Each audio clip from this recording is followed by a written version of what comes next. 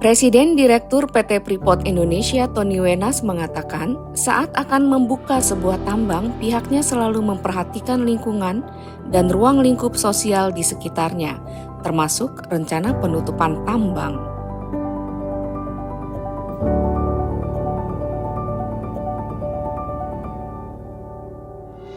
Jadi dari saat kita mulai menambang, kita sudah membuat rencana menutup tambangnya seperti apa.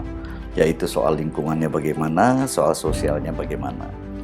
Dan semua ini kita terjemahkan ke dalam bisnis plan kita, ke dalam work plan kita.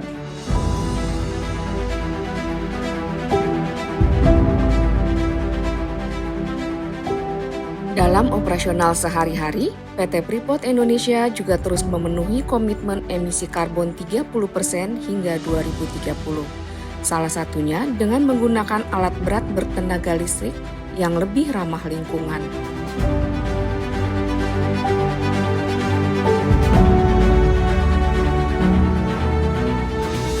Dan sekarang ini kami dengan tambang bawah tanah, kami mengangkut biji itu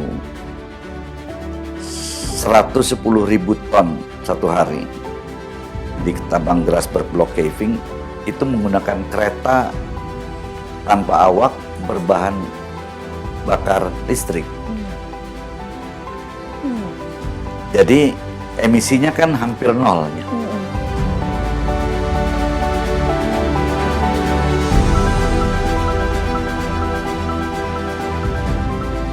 Dengan jumlah pegawai mencapai 30.000 orang yang 98% adalah orang Indonesia, Tony Wenas mengaku menerapkan prinsip disiplin, jujur, fokus, dan tulus dalam membentuk tim yang solid untuk kemajuan perusahaan.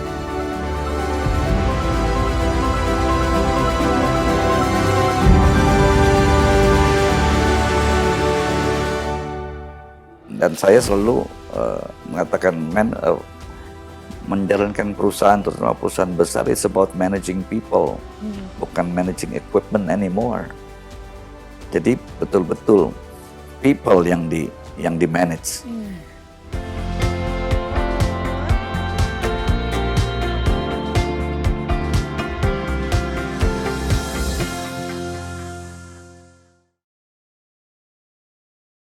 Halo sahabat liputan6.com, kembali dalam Bincang Liputan 6 bersama saya Irna Gustiawati. Kali ini kita akan berbincang bersama tokoh yang memimpin perusahaan tambang, tembaga, dan emas terbesar di dunia. Siapa lagi kalau bukan Bapak Tony Wenas, Presiden Direktur PT Freeport Indonesia. Bersama kita sudah hadir Bapak Tony Wenas. Kita sapa langsung. Halo Bapak, apa kabar Pak? Baik, Ya. sehat. Sehat. Semoga kamu juga sehat. Alhamdulillah sehat Pak. Kalau ngeliat Bapak itu ini semangat gitu loh. Ya, karena Bapak rajin berolahraga. Tadi Bapak sempat ngobrol ya Pak, Bapak rajin olahraga. Kalau boleh tahu olahraganya apa sih Pak? Olahraga cuma sepeda statis saja. Sepeda statis. Tiap hari 30 menit cukup. Mm-mm. Yang penting ada peredaran darah, jadi lebih lancar. Denyut nadi juga naik sampai 100-110 gitu. Udah, menurut saya sih cukup gitu aja. Dengan begitu stamina Bapak terjaga untuk mengurus Freeport ya Pak ya? Iya, dan lain-lainnya juga. Dan lain-lainnya juga. Karena Bapak juga selain ngurusin Freeport, ngurusin yang Kadin juga ya Pak ya? Ada Kadin, Organisasi ada juga. organisasi gereja, ada Ya. beberapa lah, IMA, Indonesian Mining Association. Ya. Betul, betul. Pak Tony, kita sekarang ini kan banyak pihak yang sangat peduli masalah-masalah lingkungan, environment, sosial, governance gitu kan. Kemudian kita melihat juga masyarakat juga sudah mulai peduli soal ESG ini. Nah, kita melihat perusahaan-perusahaan tambang sekarang ini juga sudah mengarah ke sana ya Pak, termasuk Freeport. Freeport ini kan menjadi role model perusahaan tambang Indonesia gitu kan. Jadi mereka melihat, oh Freeport kalau udah bergerak seperti ini kita harus ikut nih gitu. Nah, sebenarnya seperti apa Freeport mengelola ESG-nya Pak? Oke, ini panjang nih jawabannya. Panjang boleh Pak, silakan. Nanti kalau misalnya saya salah dikit juga boleh ya Pak. Pertama mungkin saya memulai dengan kami meyakini bahwa tidak ada perusahaan yang bisa berhasil di tengah lingkungan dan masyarakat yang gagal. Setuju Pak. Jadi semua perencanaan tambang kita itu menginclude environmental, dan social. Ini G-nya nanti kita bicara nih. Oke. Jadi setiap perencanaan tambang yang kita lakukan itu harus langsung memperhatikan lingkungan dan juga sosial. Dari mulai perencanaannya, bukan kemudian di tengah jalan. Dan ada begitu banyak program yang akhirnya kita lakukan karena perencanaan tambang itu, termasuk juga pada saat penutupan tambangnya. Jadi dari saat kita mulai menambang, kita sudah membuat rencana menutup tambangnya seperti apa, yaitu soal lingkungannya bagaimana, soal sosialnya bagaimana. Dan semua ini kita terjemahkan ke dalam bisnis plan kita, ke dalam work plan kita, yang juga mencakup ya produksi di satu sisi, environmental managementnya, social investmentnya akan seperti apa. Itu selalu berjalan bersama-sama. Dan inilah yang kita terapkan dalam membuat bisnis plan kita. Kita kan bikin bisnis plannya kan ada long term investment plan, yaitu yang sampai 2041, ada kemudian dibagi ke dalam yang tahunan. Jadi semuanya ini memperhatikan faktor environmental dan sosial. Kenapa? Karena memang itu adalah suatu inklusivitas ya, maksudnya adalah kita menginclude itu ke dalam, tadi saya sampaikan. Karena ini adalah suatu keniscayaan, bukan karena diharuskan oleh peraturan atau enggak, ini adalah satu kebutuhan. Karena bukan karena aturan perusahaan gitu, bukan ya Pak ya? Ya itu juga bukan karena peraturannya pemerintah, bukan hanya karena peraturan perusahaan, enggak, karena itu menjadi satu kebutuhan buat kita. Tadi saya sampaikan di bagian awal. There's no company that can prevail in a community and environment that fail. Dan dunia juga sekarang mengarah ke sana ya Pak ya. Semua investor kita semua menanyakan soal financial performance seperti apa, tapi ESG selalu ditanyakan. Kami belum lama ini tahun lalu itu roadshow untuk menerbitkan bond, global bond. Itu 80% pertanyaan yang diajukan oleh investor itu adalah soal ESG. Bukan performanya, di samping performanya mereka udah tahu lah, ya dari mereka udah tahu kinerjanya Freeport bagaimana, cost-nya kita bisa tekan rendah dan lain sebagainya. Tapi pertanyaannya lebih kepada environmental, social, and governance. Dan hasilnya adalah kita pada saat kita terbitkan global bond itu tahun lalu di bulan April itu laku dalam waktu sekejap. Jadi mereka international investor itu percaya terhadap pengelolaan ESG kita. Jadi sekarang tuh kunci ESG itu adalah untuk menarik investor lebih percaya, boleh dikatakan tentu begitu Pak? Kalau kita punya program ESG yang baik, itu rate kuponnya bisa lebih rendah. Lebih rendah, rendah. Jadi lebih menguntungkan buat kita. Tapi bukan hanya dari segi itu aja tadi. Bagian besarnya, bagian intinya adalah bahwa itu sudah menjadi bagian dari perencanaan tambang kita. Adalah faktor environmental dan sosial. Sementara soal G-nya, governance, ini juga satu hal yang kita terapkan dari awal. Semua karyawan kita setiap tahun itu harus training ulang, sertifikasi ulang, yang namanya Principle of Business Conduct, dan juga Foreign Corruption Practices Act, dan Undang-Undang Anti Korupsi Indonesia. Jadi semuanya harus sertifikasi ulang. Dan setiap ada pengeluaran yang kira-kira kan red flag, itu harus ada prosedur khusus untuk mendapatkan persetujuan dengan disertai bukti-bukti. Dan kami juga punya divisi khusus yang menangani soal hak asasi manusia. Grievance itu mechanism. Masuk di governance tadi ya Pak? Masuk di governance. Grievance mechanism, kita terbuka mau mengadu soal apa saja.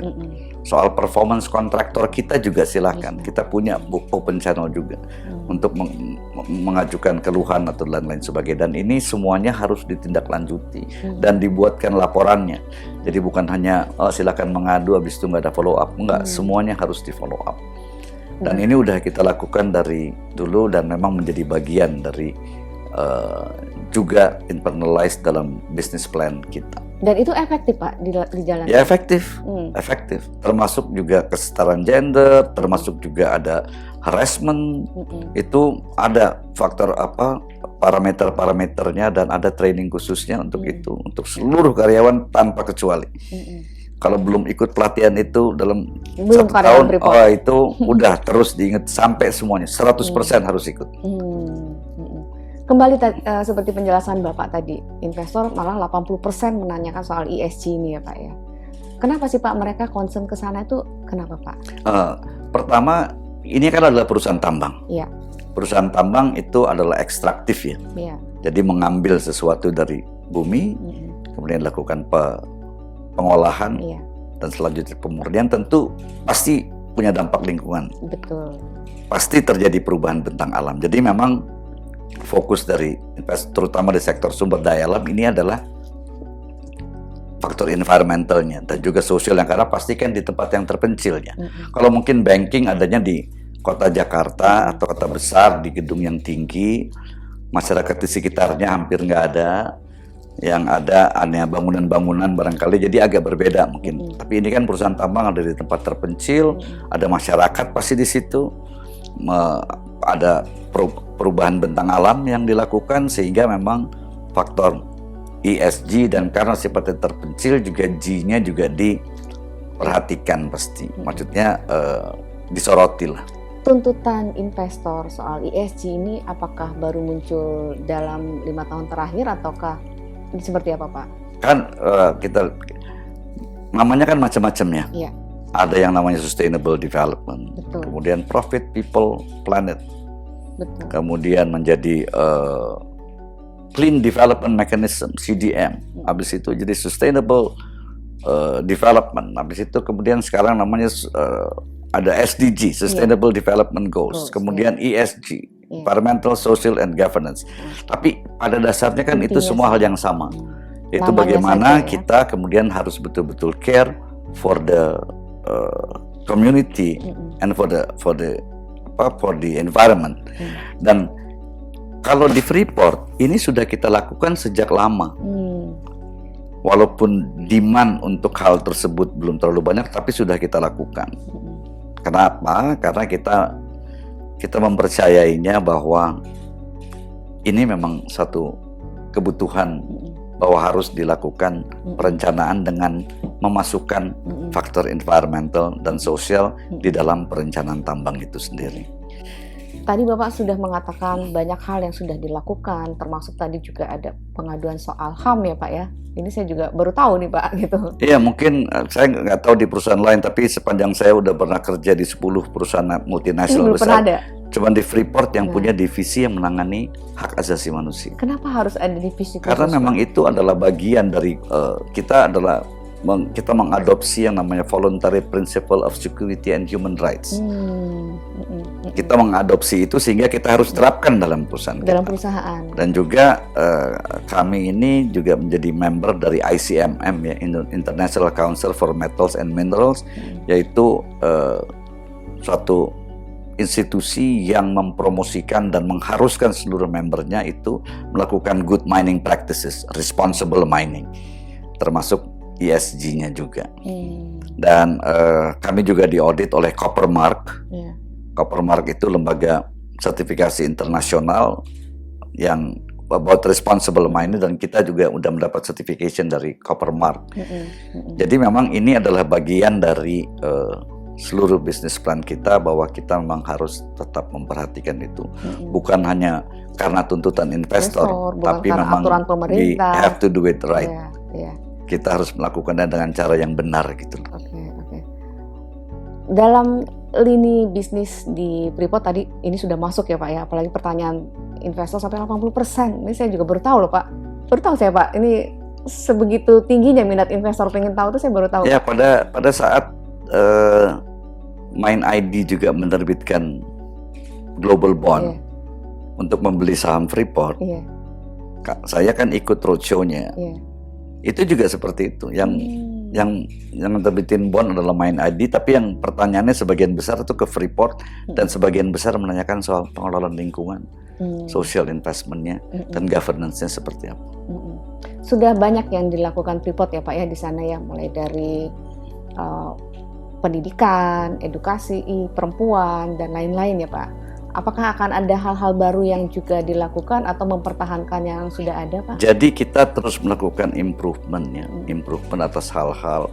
Kalau kita bicara Sustainable Development Goals, dari 17 SDG items itu 16 kita lakukan di area-area soal manpower, soal environmental management, social investment dan lain sebagainya. Dan kalau dikatakan apalagi yang baru kita melakukan, tentu saja program kita mengenai environmental pasti akan ada yang baru nanti. Teknologi akan berkembang. Betul. Untuk sosial juga perlu ada program baru. Jadi bukan hanya program kita yang kesehatan, pendidikan udah kita lanjut aja gitu. Lanjut terus, itu perlu berlanjut, tapi kan perlu ada hal-hal baru lagi. Apalagi yang nih kita mau bikin buat masyarakat. How to make the people, the community itu bisa lebih sustain kalau kita udah nggak ada di situ kan. Betul. Itu yang jadi isu besar sekarang. Jadi kayak sekarang ada 200 UMKM yang kita bina dengan revenue udah lebih dari 250 miliar. UMKM yang kita bina udah bisa, sebagian udah bisa bankable bersama dengan BRI. Apakah kita cukup sampai di situ? Ya kan nggak cukup sampai di situ. Kita harus lakukan lebih lagi, apalagi nanti ke depannya. Minimal mereka naik kelas gitu ya Pak ya? Scaling up. Iya, scaling up. Ya, scaling up di UMKM, ya kan? Dia harus scale up. Oke, itu satu hal mengenai bisnis. Oke, bisnis apa lagi? Sekarang udah ada kakao yang kita buatkan buat mereka. Ada perkebunan sagu, perkebunan kelapa. Kemudian kopi juga ada. Apakah udah cukup di situ aja? Enggak akan. Perlu ada mungkin yang lain lagi yang belum kita pikir. Karena masyarakat ini kan dinamis. Itu. Sangat dinamis. Jadi the needs-nya mungkin berubah. 5-10 tahun ke depan mungkin akan berubah. Dan kita kan harus adaptif juga dengan perubahan atau peningkatan dari kebutuhan masyarakat, bagaimana mereka bisa lebih sustain nantinya. Demikian juga program-program environmental. Nanti mungkin ada ide baru lagi, ada teknologi baru lagi supaya lingkungannya menjadi lebih baik lagi. Gimana caranya supaya ekosistemnya lebih terjaga lagi? Bagaimana caranya supaya spesies-spesies yang baru itu bisa muncul lebih banyak lagi? Dari area reklamasi kita yang 1000 hektar ini, bagaimana caranya pohonnya itu bisa lebih banyak lagi contohnya? Bagaimana kita kemudian menciptakan satu komposisi pupuk yang tepat untuk daerah bekas lahan tailing supaya unsur haranya akan tercipta lebih cepat lagi. Jadi hal-hal ini akan sangat dinamis dan selalu kita akan melakukan inovasi improvement lah ke depan. Semua yang dilakukan itu Pak, apakah ini juga menuju target Freeport untuk emisi karbon 30% itu? Sekarang 30% ya Pak ya? Sekarang komitmen kita yang 30% di tahun 2030.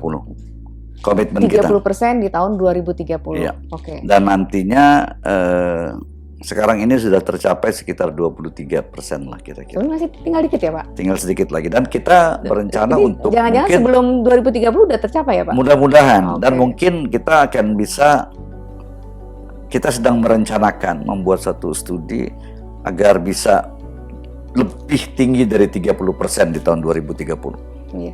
Mungkin dari pembaca liputan 6 juga ingin tahu Pak, sebenarnya apa yang dilakukan Freeport sampai bisa menurunkan emisi karbon itu Pak? Yang signifikan sekali adalah tadinya kami melakukan penambangan di tambang terbuka. Betul, open pit ya Pak? Open pit. Tambang terbuka itu penambangannya dilakukan atau pengangkutan biji itu dilakukan dengan truk-truk yang rodanya 4 meter itu. Betul. Dan itu bahan bakarnya adalah diesel. Iya. Dan itu ibaratnya kalau mobil itu kan 110 atau 115 gitu, 1 liter 15 kilo. Kalau ini kan terbalik, kayaknya 15 liter 1 kilo gitu. Kira-kira bukan seperti itu, tapi mengkonsumsi banyak sekali diesel, banyak sekali solar yang dikonsumsi, dan emisinya tentu juga besar. Banyak, karena itu dipergunakan hampir 24 jam ya. Dan sekarang ini kami dengan tambang bawah tanah, kami mengangkut biji itu 110.000 ton satu hari di tambang Grasberg Block Caving, itu menggunakan kereta tanpa awak berbahan bakar listrik. Jadi emisinya kan hampir nol ya. Wah, itu teknologi baru sekali ya Pak ya? Iya, jadi itu kereta listrik yang tentu saja emisinya nol. Jadi kalau kita bandingkan 110.000 ton biji itu, kalau seandainya menggunakan truk-truk itu mungkin ada sekitar 70 50-70 truk besar yang beroperasi 24 jam satu hari. Tapi dengan ini cukup. Iya, dengan ini cukup. Dan juga kita membangun sekarang yang namanya PLTMG, Pembangkit listrik tenaga minyak dan gas. Yang kalau pakai minyaknya dia pakai minyak B30 atau nanti mungkin B40 yang lebih renewable. Dan juga atau menggunakan gas LNG yang sangat minim emisinya. Dan itu kalau kita bandingkan dengan base kita, base case-nya dari tahun 2018 terjadi penurunan. Dan tentu saja ini kita juga akan mengganti PLTU batubara kita dengan LNG, combined cycle LNG power plant. Tapi itu masih dalam perencanaan. Kalau itu sudah terjadi nanti, rencana tahun 2027, itu akan lebih banyak lagi mengurangi emisi karbon. Iya. Bisa melebihi 30% mungkin Pak, target 30%. Bisa melebihi 30%. Saya belum berani komitmen berapa, tapi akan lebih dari 30%. Pilihannya PLT LNG, apakah karena di sana lebih gampang mendapatkan LNG atau apa? Itu karena memang lebih bersih, jauh lebih bersih. Iya, jauh lebih bersih. Oke. Kalau air susah ya Pak ya? Air agak jauh, dan bukan hanya jauh, tapi untuk pengembangannya atau developmentnya itu memakan waktu yang cukup lama ya. Sementara kan kita terbatas pada izin sampai 2041. Jadi tidak ekonomis bagi kami karena kita terbatas sampai izin 2041. Kalau kita sampai 2061 mungkin kita udah bangun itu PLTA. Iya, semoga aja berlanjut ya Pak ya. Nggak Amin. berhenti di 2041 ya Pak. Amin. Mungkin melihat kinerjanya bagus, pengelolaan lingkungannya Ya, bagus. kalau mau gitu. diperpanjang harus dari sekarang karena untuk menemukan cadangan baru itu perlu waktu yang lama, bisa 12 tahunan gitu. Dengan developmentnya. Jadi kalau mau diperpanjang oleh pemerintah ya perlu dilakukan dari sekarang supaya kita bisa invest. Supaya justified bagi saya untuk invest untuk eksplorasi detail. Supaya bisa menemukan cadangan, dan kami yakin itu cadangannya masih besar. Sudah dilakukan belum Pak? Identifikasi sumber daya sudah dilakukan, tapi kita kan harus tetap lakukan eksplorasi detail untuk mengetahui cadangan. Iya.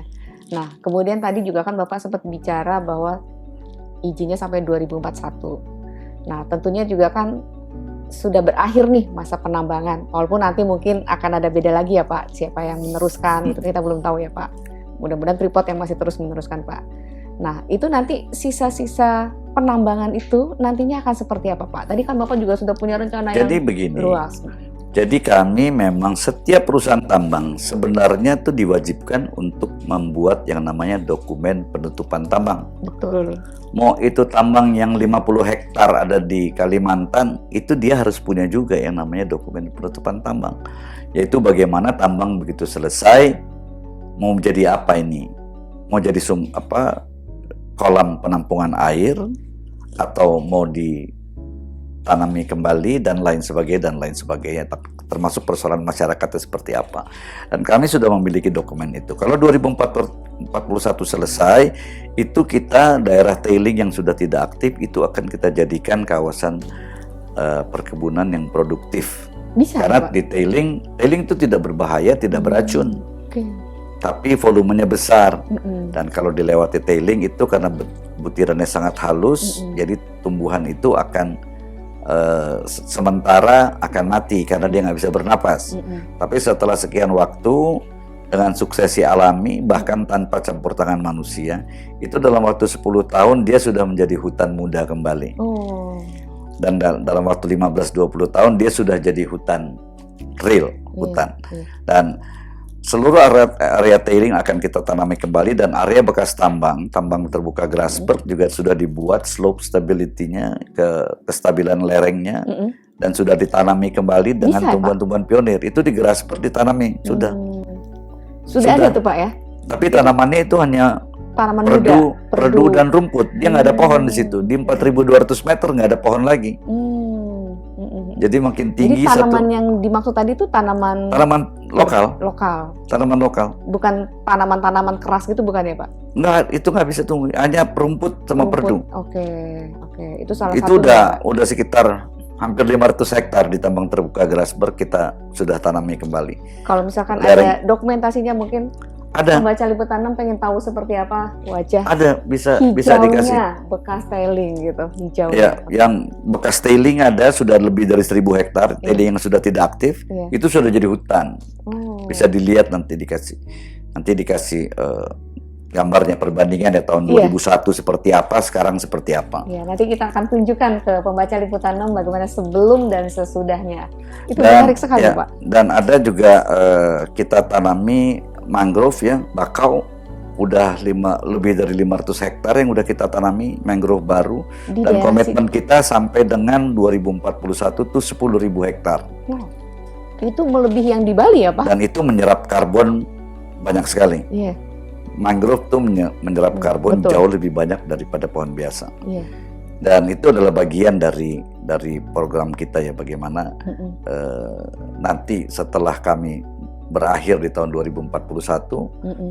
tambangnya kita tutup, peralatan-peralatan semua kita bawa, Mm-mm. tapi lahan-lahan bekas tambang itu kita hijaukan kembali, bekas tailing terutama, karena dampak besarnya tailing dan overburden. Mm-mm. Itu akan kita tanami kembali semuanya. Mm-mm.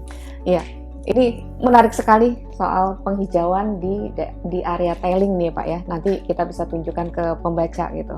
Karena banyak orang yang berpikir kalau bekas tambang itu bisa dijadikan apa gitu. Nah, ini yang masih perlu jawaban dari seorang Pak Tony misalkan gitu.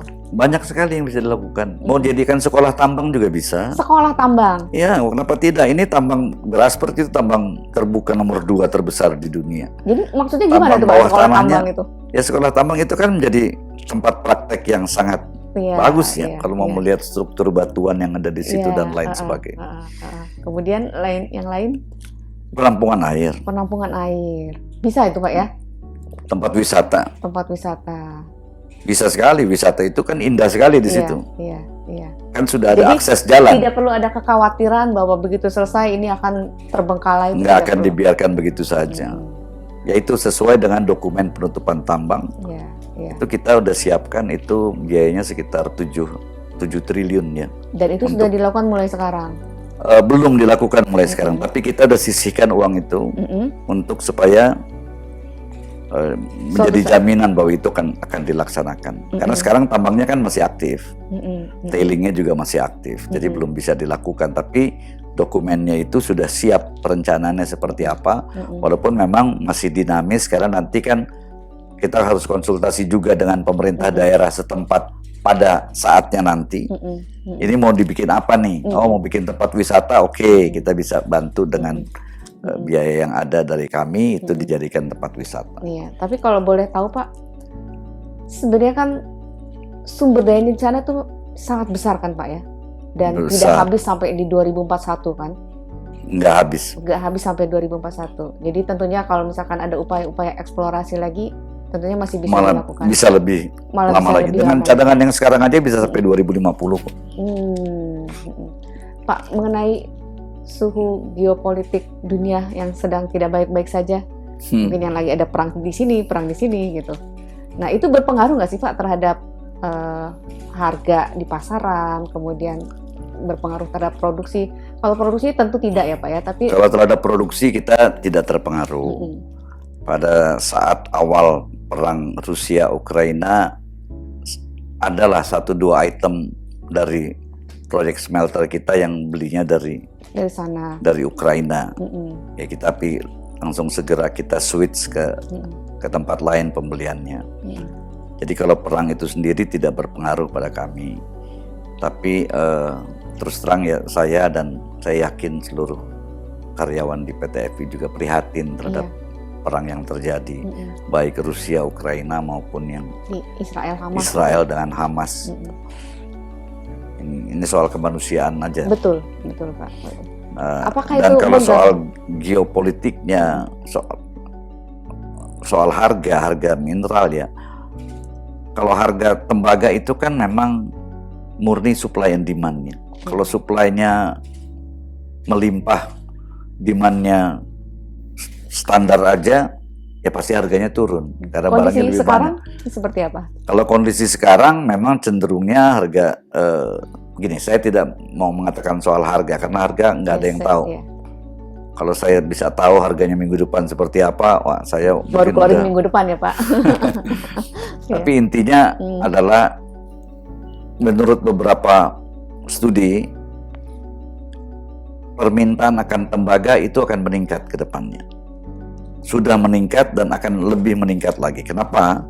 Karena 70% tambang di dunia, tembaga dunia itu digunakan untuk menghantar listrik.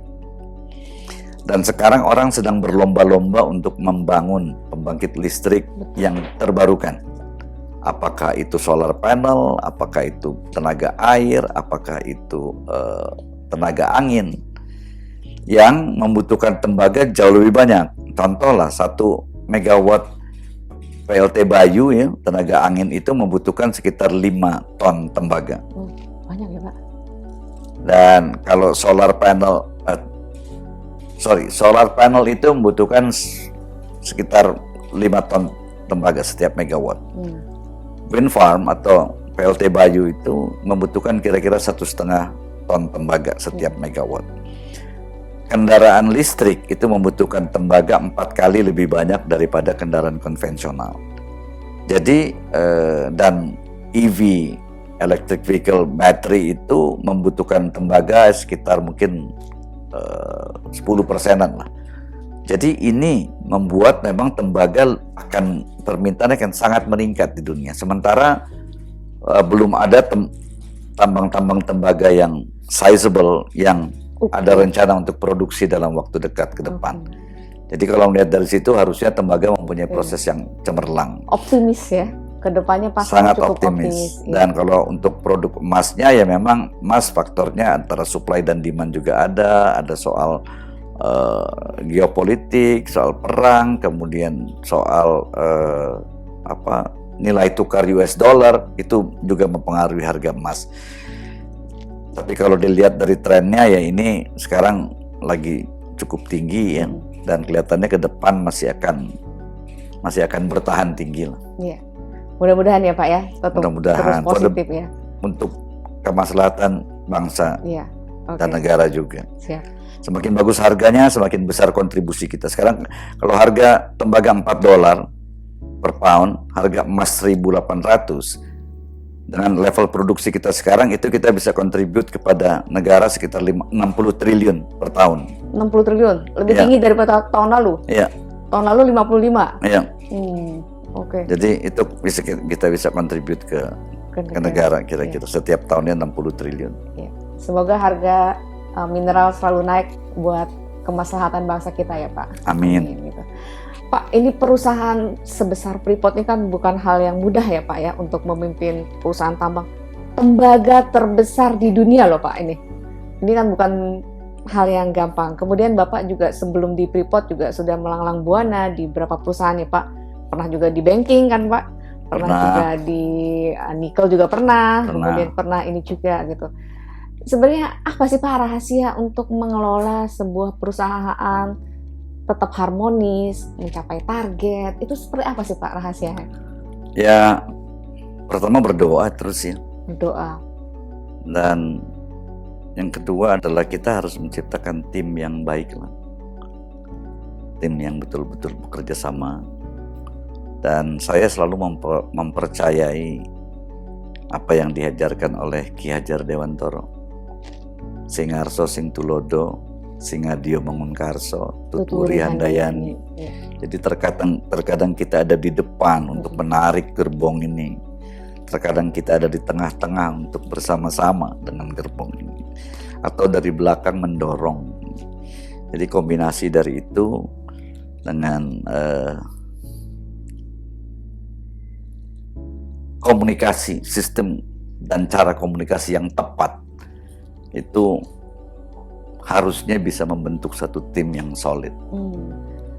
Kalau tim yang solid berkomunikasi yang baik satu sama lain, harusnya bisnis plan yang kita buat bersama-sama itu juga bisa menjadi lebih mudah untuk dicapai.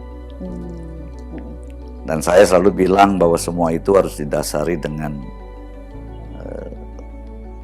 disiplin, jujur, fokus, dan tulus. tulus, ini tulus kadang gampang loh, tulus itu kan tulus. Ya enggak juga, tulus penyanyi juga. Bukan, tulus penyanyi. itu adalah kita mengerjakan sesuatu adalah untuk kepentingan pekerjaan itu sendiri. Bukan untuk kepentingan supaya saya dapat promosi jabatan atau supaya dapat bonus akhir tahun. Drivernya mesti untuk kepentingan pekerjaan itu sendiri. Itu namanya tulus. Levelnya paling tinggi dibanding disiplin tadi. Yes, kalau saya bilang disebut paling akhir tapi levelnya paling tinggi. Dan kebetulan di saat yang bersamaan kami punya corporate value yang namanya sincere, yaitu singkatan. Apa itu, Pak? Dari safety, integrity, respect, commitment, and excellence. Sincere artinya tulus. Jadi, tapi saya mempercayai ketulusan itu penting. Saya ibaratnya justru mengajak tim saya untuk bagaimana kita melakukan pekerjaan itu juga ketulusan, bukan karena saya digaji kemudian saya kerjakan ini. Iya, kita the gaji will follow you of course lah. Tapi kita mengerjakan sesuatu itu adalah untuk supaya kerjaan itu selesai untuk pekerjaan itu sendiri. Tapi diakui memang beda kan Pak ya budaya kerjanya, karena ini perusahaan multinasional dibanding perusahaan lokal. Pasti beda, perusahaan kan? multinasional, tapi kan kita yang mengelola 98% oleh orang Indonesia juga kan. Betul. Pimpinannya orang Indonesia, tapi ya itu faktor disiplin dan lain sebagainya ya. Dan ini penting, dan saya selalu mengatakan menjalankan perusahaan, terutama perusahaan besar, it's about managing people, bukan managing equipment anymore. Jadi betul-betul people yang di manage.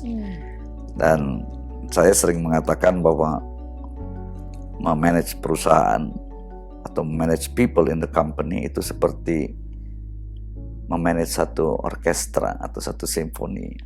Artinya? Di mana masing-masing punya keahlian masing-masing.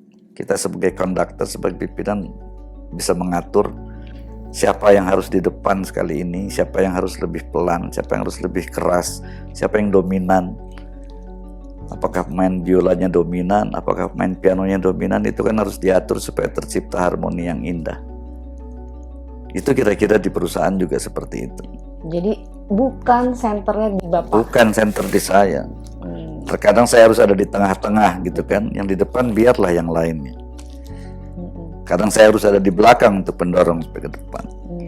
Terkadang saya memang harus di depan untuk betul-betul menarik. Jadi memang itulah the art of management lah. Leadership ya Pak ya. Ini masalah leadership berarti. Apakah ada tradisi Bapak berbicara dengan seluruh karyawan gitu Pak? Oh ada. Ada, kita ada beberapa kesempatan town hall, ya karyawan kita 30.000 ya. Nah itu, seperti apa itu Pak? 30.000, jadi kan nggak semuanya bisa hadir dalam satu kesempatan. Betul. Dalam satu kesempatan mungkin sekitar 1.000 atau 3.000, tergantung dari levelnya seperti apa. Kalau di Rich Camp, tempat para operator itu mungkin sekali ada acara tuh bisa 5.000. 7.000. Dalam kesempatan itu, tapi saya selalu Bapak hadir. gunakan untuk apa? Saya untuk menyapa mereka, hadir bersama-sama dengan, karena menurut saya gini, your presence is also important. Jadi walaupun cuma bilang, ngapain ya, gue kesana, gue tau nggak ngapa-ngapain, nggak apa-apa. Walaupun nggak ngapa-ngapain, tapi dengan keberadaan aja di sana sudah banyak membantu. Saya begitu COVID melanda Tembagapura, itu Tembagapura kita tutup isolasi, bukan kita tutup, kita isolasi selama 4 bulan lebih. Orang luar nggak boleh masuk, yang di dalam nggak boleh keluar. Kalau yang di dalam mau keluar, nggak ada jaminan dia bisa balik lagi, karena nggak boleh masuk lagi kan. Gitu. Begitu mulai dibolehkan, dibuka, saya hari itu juga langsung terbang ke Tembagapura. Kenapa, di tengah situasi COVID yang lagi mengganas. Saya harus berada bersama-sama dengan mereka. Itu kan masih COVID loh Pak, iya, COVID. Dengan protokol kesehatan yang ketat, dengan vitamin ekstra, betul-betul pakai masker, cuci tangan dan lain sebagainya. Saya datang ke sana. Teman-teman di sana nggak percaya begitu. Saya bilang saya mau datang ke sana. Dan saya datengin walaupun tidak semua karyawan, tapi saya tahu bahwa saya hadir di sana. I am with you guys. Gitu. Itu penting sekali. Ini menarik sekali soal leadership dari Bapak Tony ini ya. Dan tantangannya apa Pak? Tantangan terbesar dalam mengelola perusahaan ini Pak? Tadi kan Bapak tadi kiatnya dari Ki Hajar Dewantara tadi yang 3 tadi. Tapi pasti ada tantangan juga yang cukup besar kan Pak? Tantangannya banyak lah pasti. Iya. Yang paling sulit apa Pak? Tantangan itu ada tantangan alam. Ini kalau di Freeport ya tantangan alam, di tambang lah, di sumber daya alam lah. Iya. Mengelola sumber daya alam itu pasti tantangan alamnya besar. Karena bergantung juga kepada alam. Dan mengambil juga hasil dari alam. Jadi ada tantangan besar. Kalau di daerah Papua ada tantangan soal security atau keamanan gitu ya. Tapi itu kan adalah tantangan yang it's given. Tapi terkadang kita dalam mengelola perusahaan itu juga banyak tantangan-tantangan lain yang munculnya tiba-tiba aja. Saya selalu berusaha melihat itu tantangan itu dengan optimistik gitu loh, bahwa ini harus bisa selesai. Itu persoalan harus bisa selesai. Saya selalu melihat gelas itu setengah penuh, kalau ada yang setengah air, bukan setengah kosong. Kalau setengah kosong nanti dia akan habis. Kalau setengah penuh dia berarti nantinya akan penuh.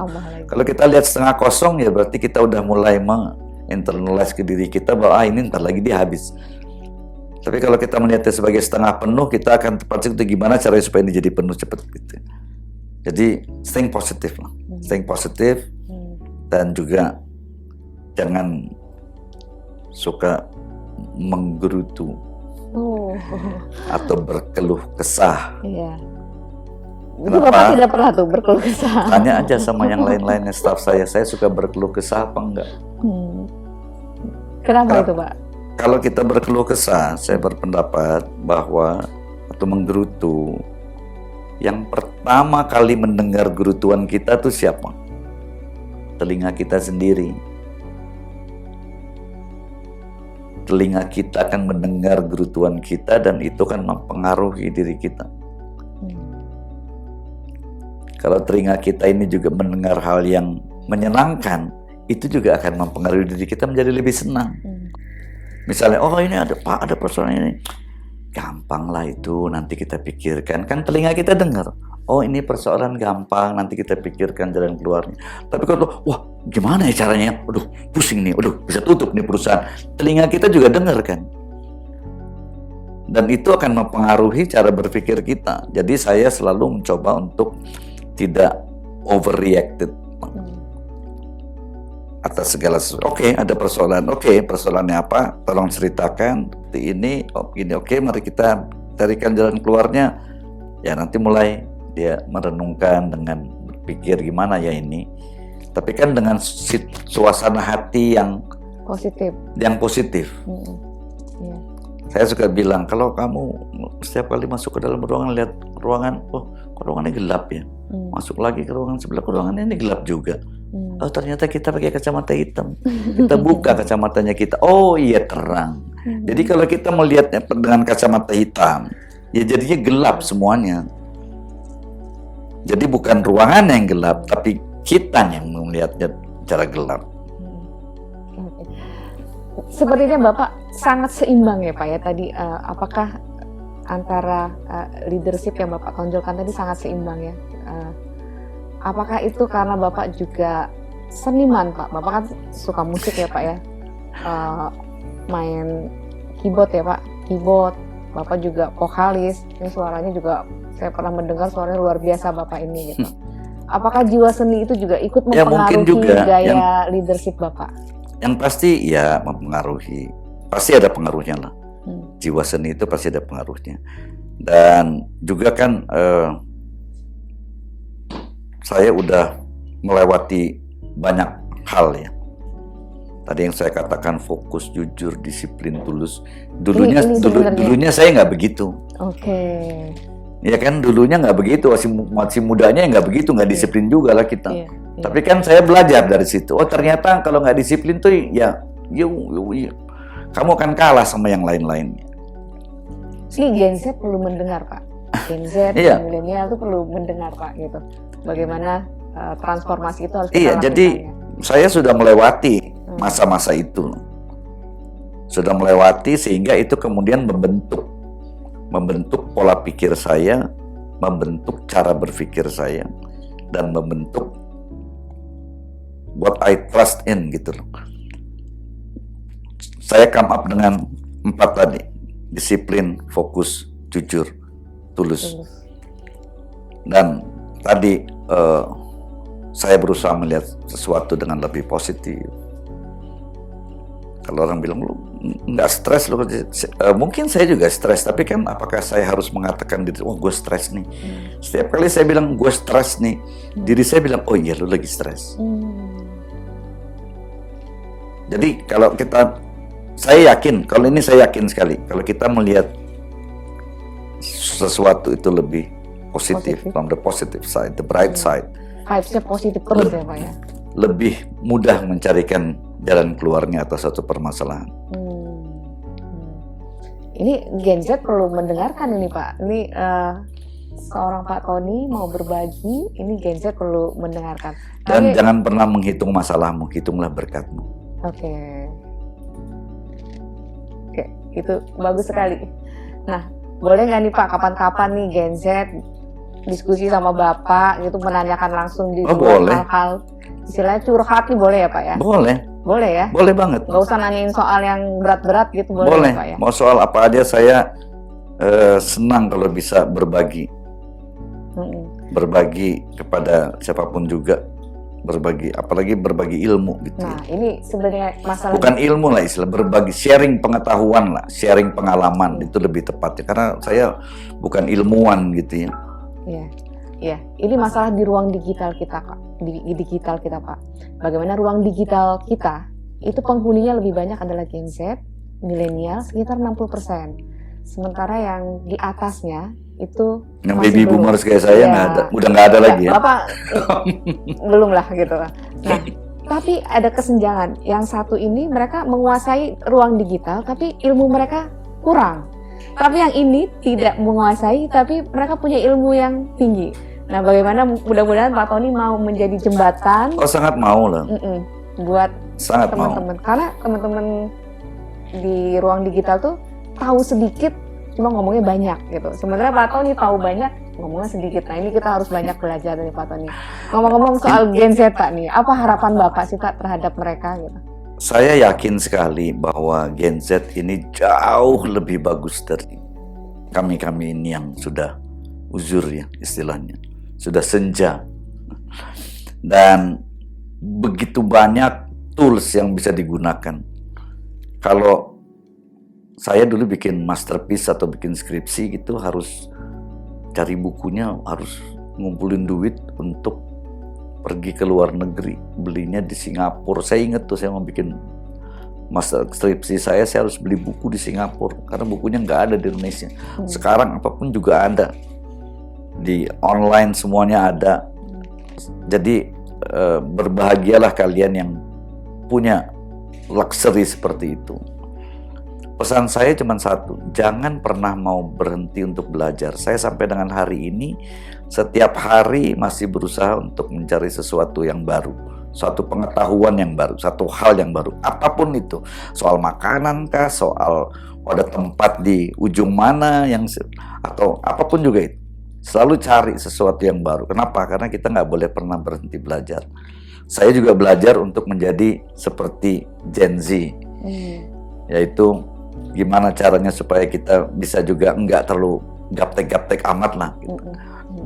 Tapi menandingi Gen Z nggak mungkin juga, karena itu udah ibaratnya in your DNA udah digital gitu kan. Kalau saya kan DNA-nya bukan digital, DNA-nya analog. Cuman kita pakai digital to analog, analog to digital converter. Jadi kalau dalam dunia audio itu adalah untuk mengkonversi pemikiran analog menjadi digital, sehingga outputnya menjadi digital. Nah itu kami masih harus pakai namanya ADC, analog to digital converter.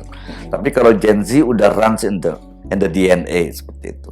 Jadi manfaatkanlah your luxury about that, dan keep on learning new things. Oke, terima kasih Pak Tony buat pesan-pesan ke teman-teman Gen Z. kebetulan pembaca Liputan 6 itu juga banyak dari Gen Z-nya Pak. Jadi mereka tuh sebenarnya butuh bimbingan dari orang-orang seperti Pak Tony Wenas ini. Terima kasih banyak Pak atas Terima waktunya. kasih sama-sama, senang juga Iya. bisa bicara kepada the Gen Z Liputan 6. generation. Itu dia perbincangan kita bersama Bapak Tony Wenas, Presiden Direktur PT Freeport Indonesia. Nantikan perbincangan seru lainnya di Bincang Liputan 6. Saya Irna Gustiawati, pamit, sampai jumpa.